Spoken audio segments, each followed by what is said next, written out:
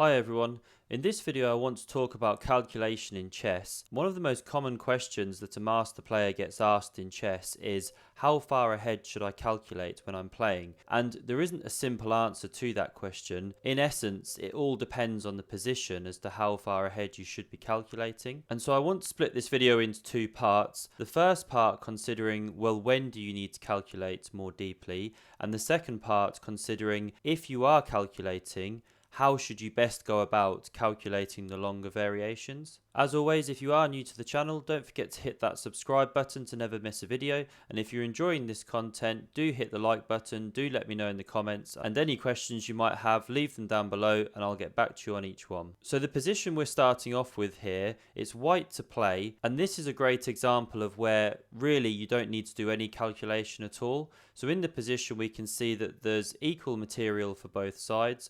There's also an open C file here, and this is really the only imbalance to speak of. I have done a video on spotting imbalances and using that to then formulate plans, so if you've not seen that one then do check it out. I'll link on screen to it now. And where that thinking technique is so helpful here is that because there's only one open file here in the position, we can see that if one side were to control that file, then they would have a favourable imbalance in this position. Now black currently controls the C file, and therefore if white were able to swap off the queens here, after black recaptures, they can then swing their own rook over to the C file. So if as the white player we play queen takes b8, black recaptures, we then slide our rook across, we've now got the advantage in the position. We can swing our rook down to c7, and we're putting pressure on the black player here. So this was a great example of a position in which you don't actually need to calculate. The moves really play themselves once you have that positional understanding and know the importance of winning the open file. In this next position I've loaded, we've got a good example of where a player does need to calculate in order to ensure that they can execute on their winning plan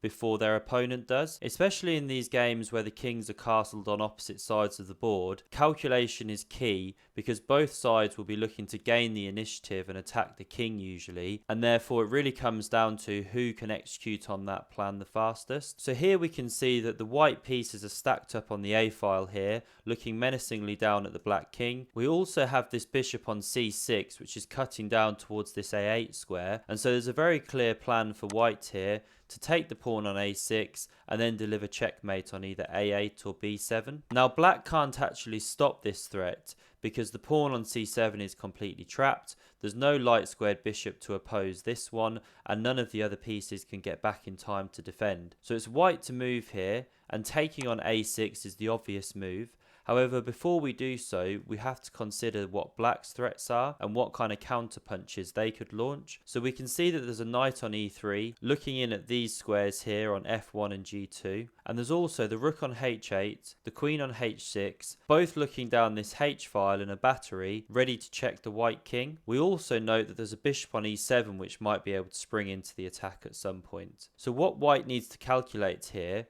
is, if I take the pawn on a6, is black checkmating me first? And so in your mind's eye, this is where you now have to start calculating. If we look at what would happen if white takes the pawn on a6 and now consider this position, what we have to ask ourselves is, if black jumps down and checks the king, where do we then move to?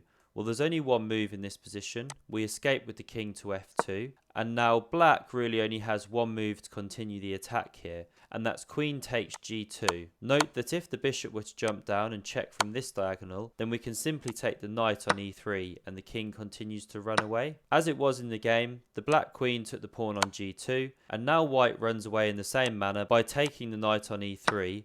Note that if there had been a pawn on d4 or f4 supporting this knight, then this attack could have been a lot more dangerous. And we will talk in a later video about the importance of protecting your knights on outposts in the enemy position, because then they're much more stable and able to support in attacks. As it was here, the knight wasn't supported, so the white king was able to chop it off. We now have to consider, well, does black have any more checks in this position? And when you're assessing all of this from way back here, this is where you have to use the technique of calculating the candidate moves in each position.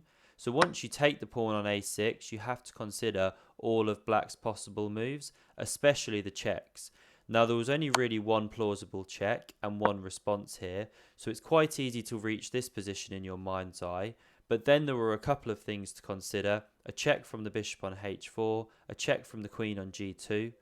This was the most threatening move, and so this had to be thought about first.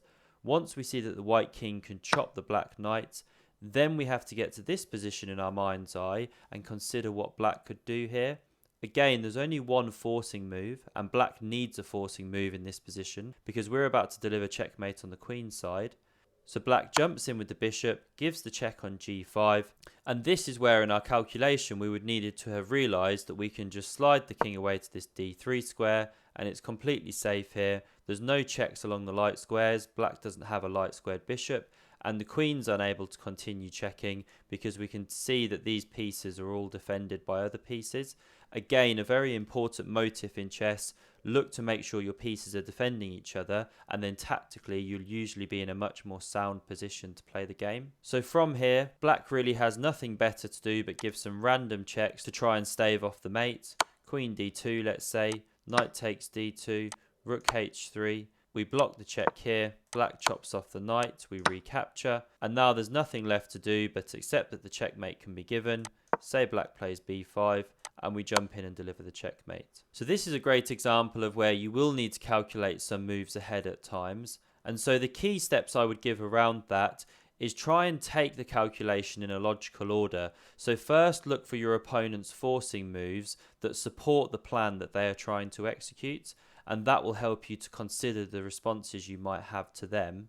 And only after that, as a second thought, start to consider the more unusual moves that they might play but could potentially be strong in their position. Now, of course, the more you calculate, the more chess you play, the more you'll have an understanding of when to go deeper on that calculation and when to just play the position on instinct based on the trumps in your position. So it's difficult to give a hard and fast rule around when to calculate and when to not. It will grow as you pick up your experience, but hopefully this video gives a good overview of when certain positions will allow you to just play the move without thinking in order to gain a favourable imbalance in the position, whereas other positions require you to go a bit deeper on that calculation so that you can ensure that your plan will come crashing through before your opponents. So I hope you found this video useful as an introduction to this subject. I will go a bit deeper on the candidate move calculation tree in a future video, but in this video you've hopefully got a taster of how to approach calculation in a game of chess. Thanks very much for watching. Do hit that subscribe button if you haven't done so already, and hope to see you again on a future video.